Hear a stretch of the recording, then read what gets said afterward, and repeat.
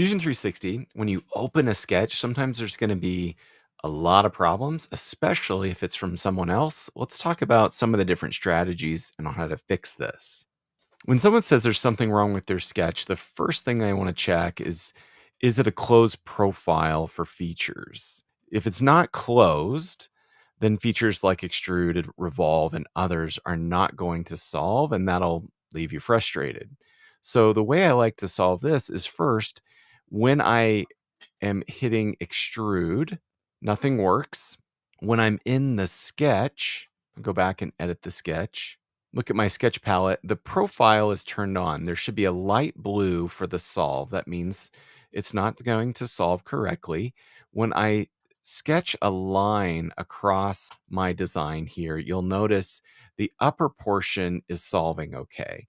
I like to do multiple lines in some cases. This helps me kind of find it a little faster. And you'll see that somewhere in here is the problem. You can always drag your lines around and you can do as many as you like. And it'll hopefully help you find the specific location of the issue. If I were to throw in one more line down the middle, I'll see that it's right in here. And so when I zoom in, there's this little extra point. It wasn't fully connected. So if I add coincident relationship between, or constraint, excuse me, between these lines, and now come back, delete these investigation lines, and now back into my sketch, that light blue pops up again. Great. So I've solved the fact that it wasn't a closed profile. What about fully defining sketches?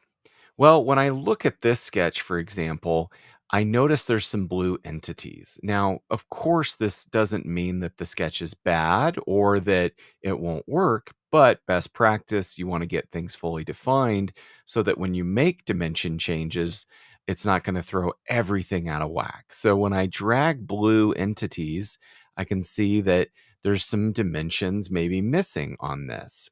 I'll come over, I'll add maybe this missing dimension here, and now that part is now fully defined. I'm trying to drag, I don't see any other blue entities, but there are some other problems with this sketch we'll get into.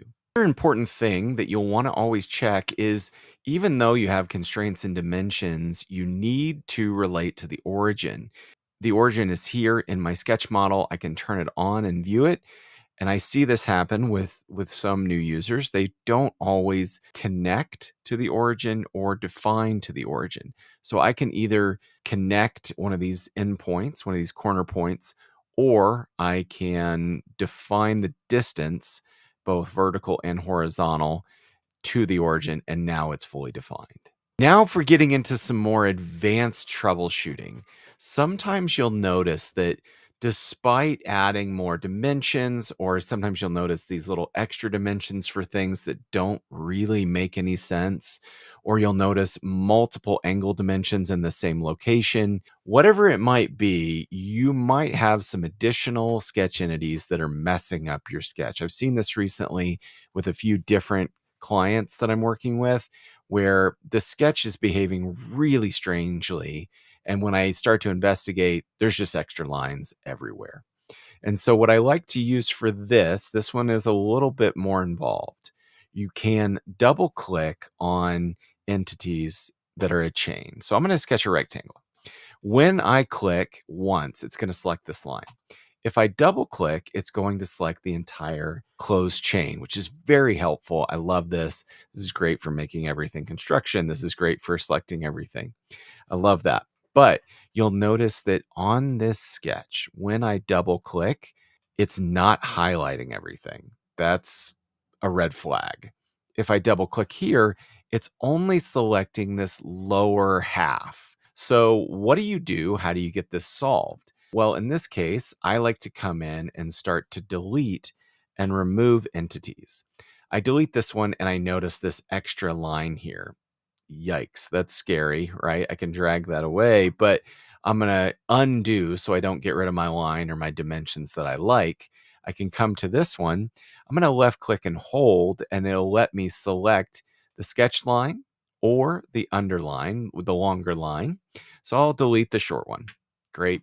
Now here, I'm going to delete And looks like there's an extra line. Delete again. Okay, so there are 2 lines. I'll just undo, and that way I've deleted one of them and kind of work my way through in order to delete them. So as I continue to click and delete, I'll undo and bring the last one in. One thing you'll want to also check for is, are your lines fully connected? And that's where that drag method is very helpful. So when I drag it, if they pull apart, so for example, I've also just seen it where they didn't have the coincident constraints, even though like they were extremely close, right? And so when you get really close to the model, or maybe they're just overlapping and it's hard to see it. There's so much on the screen. And so dragging, you'll notice it pulls it away. So that's another good tip for the blue lines drag method, is it can help you understand some of the lines that aren't connected. And if you want to resketch it, you can. You'll just want to make sure that your snap is enabled so that you can connect to these endpoints and it's going to stay, coincident. Okay, so I want to talk about a couple additional tools that I found that are paid. There's one in the utilities that if you come and look inside the Fusion App Store, you can look for something called Dim Pro, and it is paid.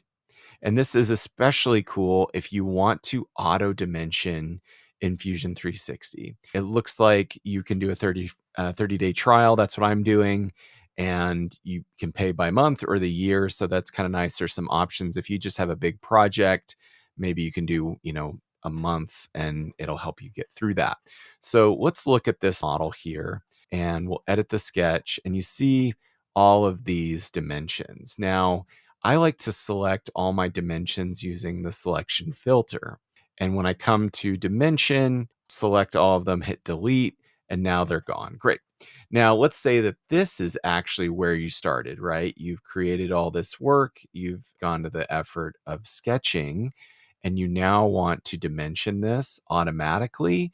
Install Dim Pro and then select a reference point on the sketch. I don't believe the origin is okay. It wouldn't allow it when I tried that. So I select a reference point. I choose auto dimension. It will start to populate with dimensions, which is kind of cool. I notice it's dimensioning this little extra line. Looks like I need to come in and clean up some of my lines, extra entities like we just did.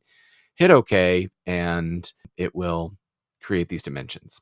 Now, it will feel like a lot of dimensions. It feels like a lot of content. So what you can do is come in and delete any of these dimensions. Make sure that your selection filters are fully enabled. But if you have specific ones you know that you don't want or don't need, go ahead and select those, delete them, and then start adding back dimensions. Like I didn't get any angles in my dimensions that were auto placed. So I can come in and sort of the dimensions that I need. So this is pretty cool, but it is paid. That can make dimensioning more complex sketches a little faster for you. And finally, there's one more I want to show you that again is a part of the paid Fusion experience, and that is in the drawings. From design, when I create this drawing, once I'm in a drawing, place that view, hit OK, hit enter, and now come up to this auto dimension capability. You select, once you have that view, it will give you a number of different auto dimension styles and methods. Very cool. I believe they're using AI for this and gives you some really cool options here. I believe this is fairly new since October, but it is not available in the personal version of Fusion 360. Look here, if you have the little blue upgrade arrows, that means that you would need to get the paid version. So unfortunately, this is not available, but wanted everyone to be aware of it. If you do have the paid version of Fusion 360, you can do this auto dimension method and can save some time on drawings. If you're ramping up on Fusion 360, I made a document to make it a little easier to get started. It's got 47 tips that I think all beginners should learn, coordinated with a video. It's free. You can download it at my website. I'll put it in the link below. See you guys in the next video.